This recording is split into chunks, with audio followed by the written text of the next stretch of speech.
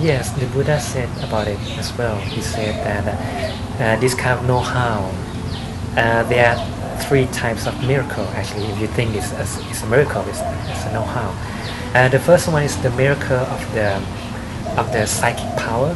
He said that a person who attain different levels of meditation and could also have this kind of know-how, that he could somehow multiply himself, from one become multiple, and from multiple becomes one. He could move through a wall, or can walk on water. These are the miracle of the psychic power. He said that people can attain that through meditation. But the Buddha said that he despised it, he disliked it, and he felt repulsive by it, because he said that it's just another know-how in the world. And also there's a second miracle of the know-how, which is called the know-how, or the miracle of the telepathy, which one can know what the other one is thinking, what his mind is about.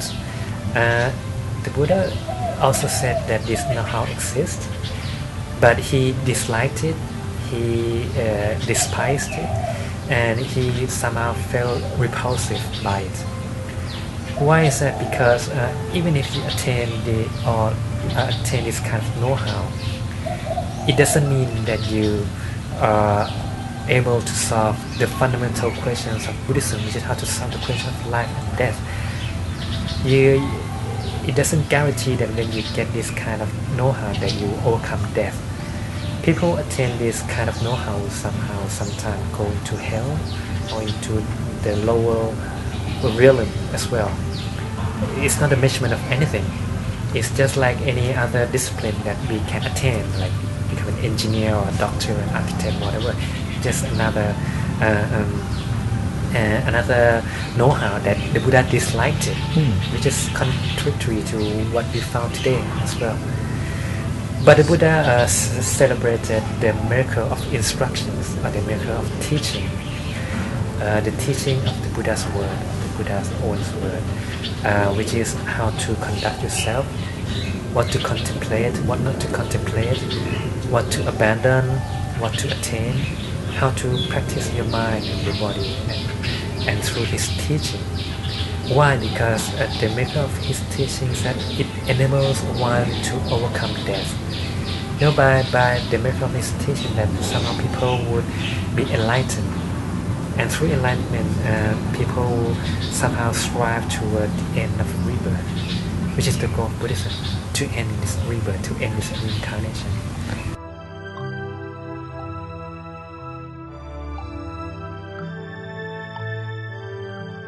It will make us stray outwards, it would get us off the course, which is off the course of the path, direct path of Buddhism, which is to end all kinds of suffering.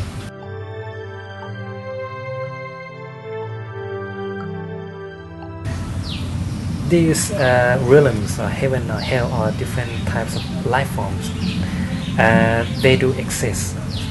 We are existing in the realms of physicality, that everything is composed of the four elements, the four fundamental elements of earth, fire, wind, and water that compose into these life forms.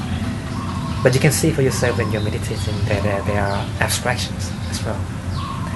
Feeling, the memory, or these abstractions that you don't see, but they are there. So there are also the realms that are composed of these abstractions as well. And he defined them that these realms, this heaven, this Deva's world, and they also the world of the human being, the world of the ghosts, the world of the animals, the world of the hell as well. So these are the realms of the life systems. You have to understand there are different life systems, and you can test it by practicing meditation. So this will exist, and the danger of it is that we have been traveling between this world for all eternity, because we have been attaining birth and death, not just this life, but many lives before, and many more if we don't find a way to get out of it.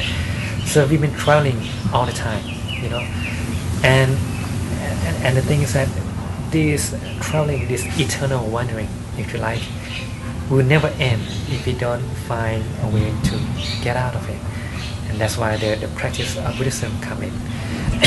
And the goal of Buddhism, of how to end this life, is to attain the highest state of being. In Buddhism, the Buddha said that there are higher state of being, the four highest state of being. First is called the Sodaban. Is the name to describe that people who attain this state of being will be born no more than 7 times in the world of the man or the world of the Teva. So this Sodaban, 7 times at the most. And the second is called the Sakatakhani, which means that you will be born once more and then you attain liberation or nirvana. Also, and the Anakhani also will be born again on the Deva's world or the Brahma world one more time and they will attain nirvana. And then Arahant, which is those who will attain the liberation at this life. So when you attain this higher state of being, the Buddha guarantees that you will be born at the most 7 times, or at least at this life. But if we don't attain this higher state of being, we will be wandering between this world endlessly, and there's no end to it. And there's more danger in a way that if somehow we fall into the lower realm of the animals or the ghosts or the hell, it will be difficult for us to attain the form of a human being. Very, very difficult. He made an analogy that when he put his hand into an earth and there's a lump of clay attached to his hand, he made a comparison that this lump of clay in his hand, in comparing to the earth in this world, is very little. So the people who end their life as a human being, to be born again as a human being is as little as this lump of clay in comparison to this earth. So if you go further down into one of the lower realms, it's very hard to bring yourself back up to that to that level of a human life form. Yes, it's not difficult. It's not impossible, but it's very, very difficult. It would take a long. Yeah. Cool. Fantastic. Thank you so much for all your time that you've spent with us. It's been very educational to myself, and I hope to everyone else. That's what she means. Thank you.